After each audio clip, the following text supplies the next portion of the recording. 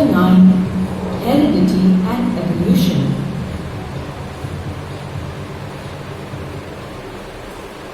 Introduction to Heredity and Evolution.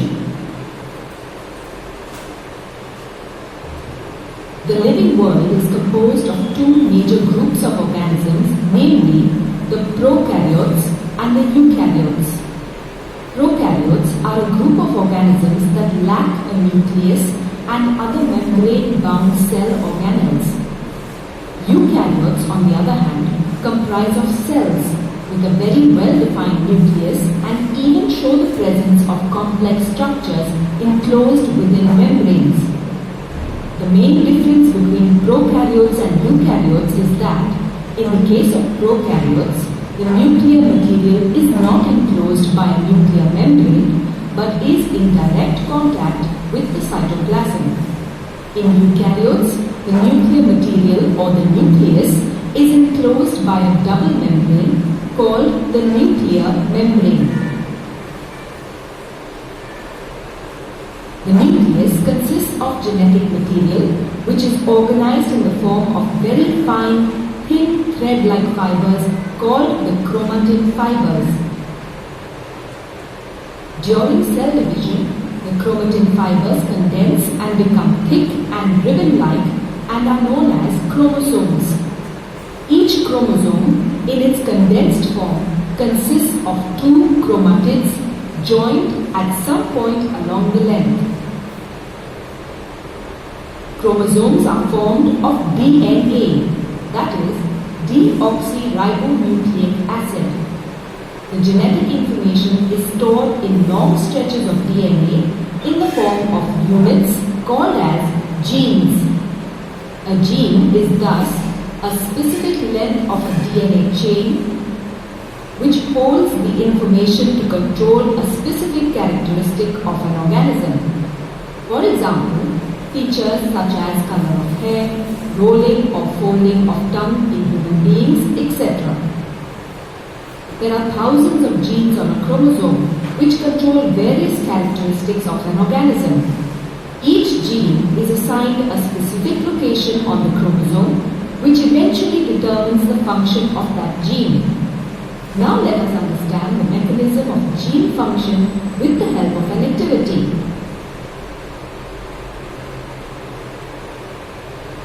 Have you ever observed rose plants growing together in a garden? Do they appear similar or do they look very different? Well, when we observe the rose plants in a garden, all of them appear similar. This is because each of these plants is propagated through cuttings from the same parent plant. Similarly, all sugarcane plants growing together in a sugarcane field will also be similar. Plant cutting, also known as striking, is a mode of vegetatively propagating plants through the method of asexual reproduction. The rose plant and the sugarcane plant both can be propagated through stem cuttings. In the case of rose, we take cuttings from the tip of the stem of a mature mother plant, while in the case of sugarcane, we take cuttings of comparatively smaller pieces of stem. The rose cuttings are planted vertically, while the sugarcane cuttings are planted horizontally. Due to the similarity in their method of propagation, these plants do not show much variation in their growth pattern. Now, let us study one more example. Each individual is different from the other with respect to characters such as height, weight, body stature, color of hair, etc. They differ even in terms of their daily habits. From these examples, we understand that asexual reproduction results in small amount of variations as compared to sexual reproduction. Why do these variations occur? Let us understand this further. Let's do a quick check.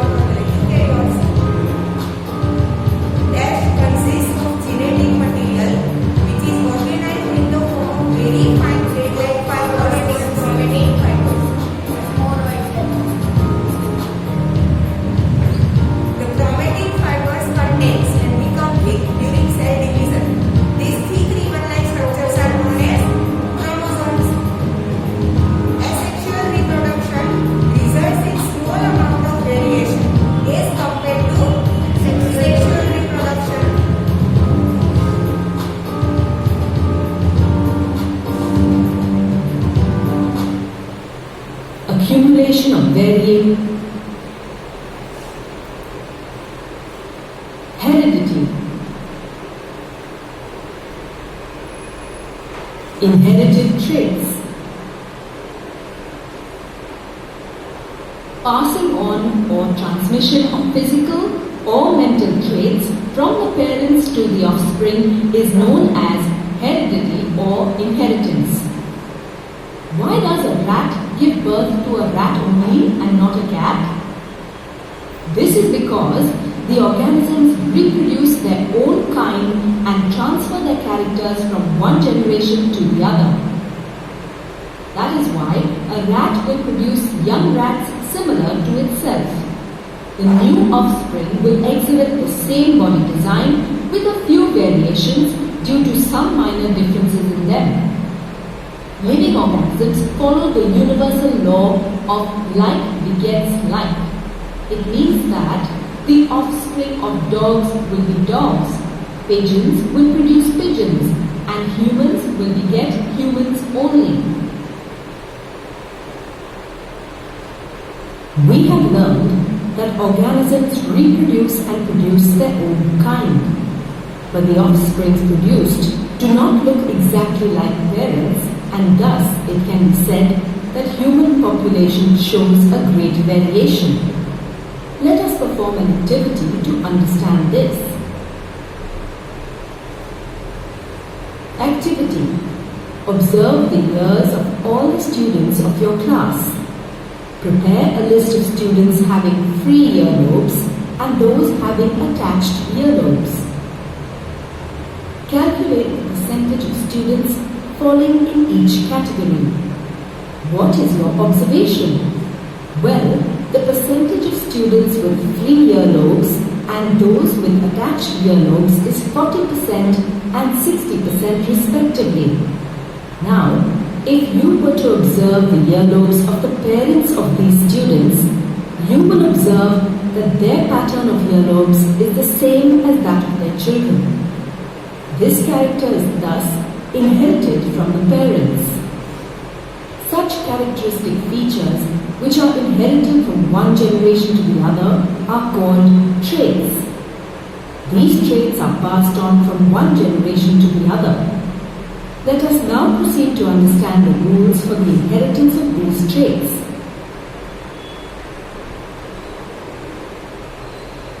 Mendel's rules of inheritance.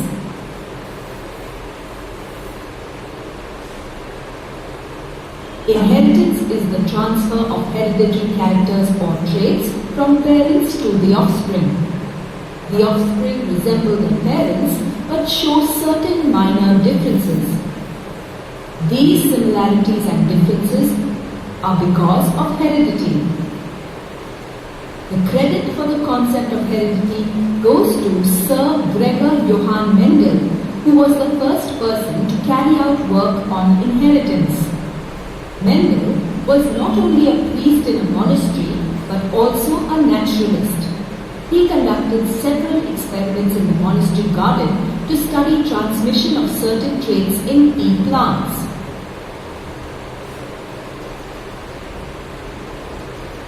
He is now recognized as the father of genetics due to his remarkable contribution to the field.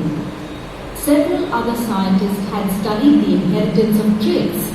However, Mendel blended his knowledge of science and mathematics and was the first person to give the hypothesis of the existence of a factor called the Mendelian factor to explain continuity and variation. This factor is known as gene. He conducted experiments on pea plants and studied the inheritance of certain traits. He concluded that the inheritance of these traits follows a particular pattern. The significance of Mendel's work was not recognized until the turn of the 20th century. In 1900, scientists rediscovered Mendel's work and its importance in the field of genetics. His work was thus appreciated by the society after his death. Based on his work, Mendel put forth certain laws which later became famous as the laws of inheritance. The laws formulated by Mendel constitute the foundation of the modern science of genetics. Let us now begin our study of Mendel's laws with the help of experiments involving the breeding of native pea plants. Mendel's law for inheritance of traits. The laws of inheritance of traits in human beings are related to the fact that both the father and the mother contribute practically equal amount of genetic material to the child. This implies that each trait can be influenced by paternal as well as maternal DNA. If the contribution of both the father and the mother is equal, then for each trait there will be two alternate forms for each character, producing different effects in the child. These alternate forms of a gene are called alleles. Mendel thought on similar lines and conducted experiments on the pea plant that reproduces through sexual reproduction. Based on his observations and results, Mendel formulated the laws of inheritance. Mendel performed his experiments over a century ago, but the results and findings are still very much relevant to modern genetics. It is very interesting to study these experiments. Do you know which plant was selected by Mendel for his work? Mendel selected plants of Pisum satirum, commonly known as garden pea, for his experiments. Mendel chose pea plants because they exhibited clear-cut differences in certain characters which were easy to tell apart. The pea plant has several distinct varieties, each with visible contrasting characters that appear on separate chromosomes. For example, height of plant, coloration of flower, coloration of seed, etc. Let us study Mendel's experiments involving a single pair of contrasting characters in detail. During the course of his experiments, Mendel conducted many crosses involving plants with a single pair of visible contrasting characters. For example, tall and dwarf plants, red and white colored flowers, round and wrinkled seeds, green and yellow colored seeds, etc. are some of the characters. Such a cross, which involves only a single pair of contrasting characters, is called a monohybrid cross. Let us understand this cross with the help of an example. Mendel selected one pea plant bearing red flowers and another pea plant bearing white flowers as parents to perform a monohybrid cross. These plants are considered to be of parental generation or P1 generation. The terms like dominant and recessive were used by Mendel for red and white flowers respectively. Do you know what the words dominant and recessive imply in genetics? A dominant character is that character which hides or masks the expression of its corresponding character, which then becomes recessive. From a single pair of contrasting characters, one will be dominant and the other will be recessive. The red flowering varieties of pea plants were called dominant because cross-pollination of red flowering plants with white flowering plants resulted in offspring with red flowers in the successive generation. देखो यहाँ पे क्या बोला कि dominant किसे बोलते हैं? Red flower और व्हाइट फ्लावर वाले प्लांट का अगर हम क्रॉस पॉलिनेशन करें, ठीक है, तो जो ऑफस्प्रिंग प्लांट हमें मिलेगा उसके फ्लावर्स रेड होंगे. दैट मीन्स की रेड कैरेक्टर है वो व्हाइट कैरेक्टर को क्या कर देता है? हाइड कर देता है. ठीक है, तो क्या मिला? Called dominant because cross pollination of red flowering plant with white flowering plants resulted in offspring with red flowering plant. मतलब कि जो हमें रिजल्ट जिसके ऊपर से मिलता है दैट इज डोमिनेंट और दूसरा क्या बनेगा? रिसेसिव. क्लियर? ठीक है. वैसे ही अगर हम ग्रीन सीड और येलो सीड वाला ले तो दोनों में से क्रॉस पॉलिनेशन अगर हम करें तो सीड कौन सा मिलता है? ग्रीन या तो येलो. अगर ग्रीन मिलता है तो green plant is dominant and yellow is recessive. और अगर हमें सीड से वो येलो मिलते हैं, then yellow will be dominant and green will be recessive. Clear? Offspring did not exhibit a single white colored flower. The dominant red color did not allow the expression of the recessive white color. Hence, white flowering plants were called recessive. These findings helped Mendel to formulate one important law of inheritance called the law of dominance. It states that in every pair of contrasting characters or alleles, one is more frequently expressed than the other. This allele is referred to as the dominant allele, and the other, which is less likely to be expressed, is known as recessive allele.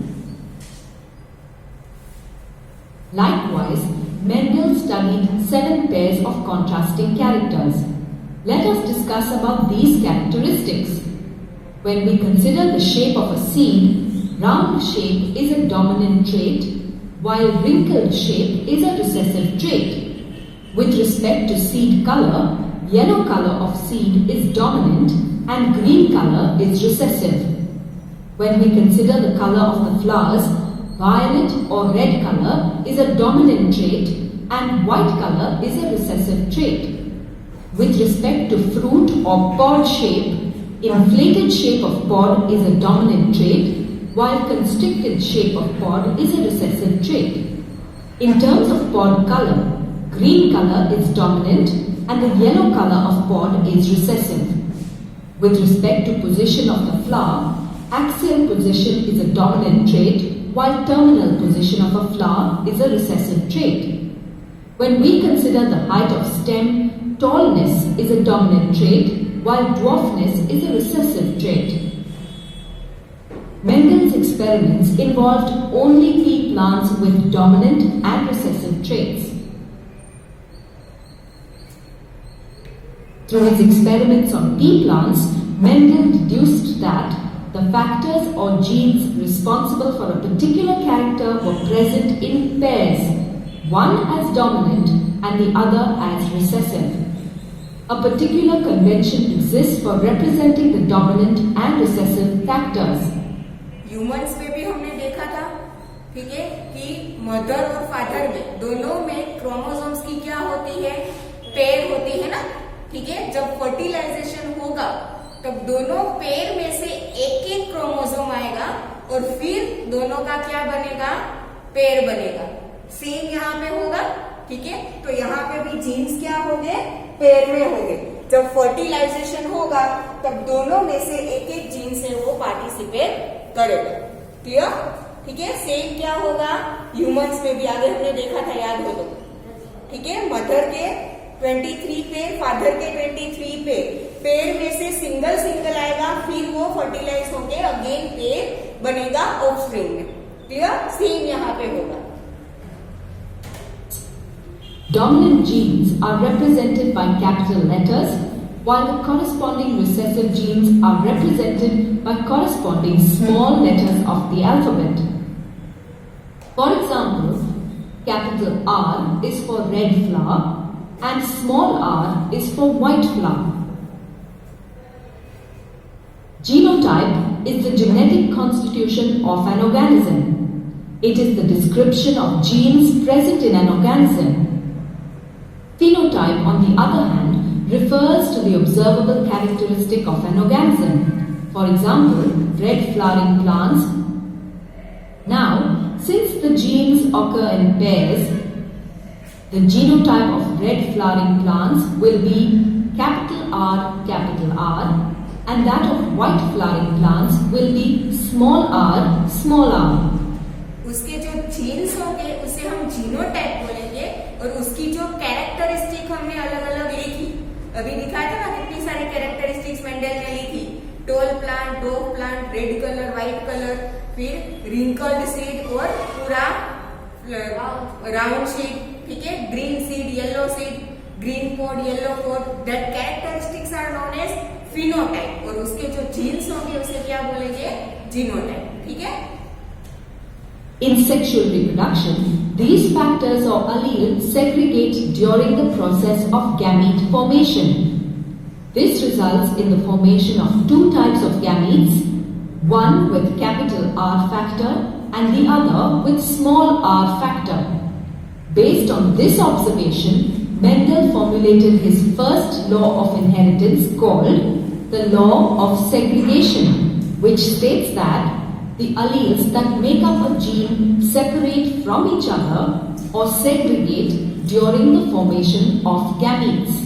देखा था हमने humans में भी, अभी थोड़ी देर पहले मैंने बोला कि क्रोमोसोम की जो पेयर होगी वो पहले अलग होगी, फिर क्रोमोसोम मदर और फादर के अटैच होके एक नई पेयर बनाएंगे। ठीक है, तो यहाँ पे भी जो जीन्स की पेयर थी वो पहले क्या होगी, सेग्रीगेट मतलब कि अलग होगी।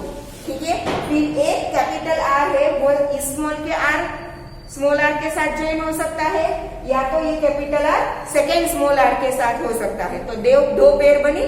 ठीक है, फिर ये second capital R first small R के साथ third pair, and again second capital R second small R के साथ, तो फोर्थ पेयर।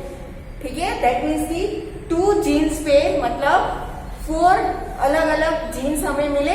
ठीक है, उन चारों को अगर हम पेयर में कन्वर्ट करें तो हमें अलग अलग 4 पेयर्स मिलेगी।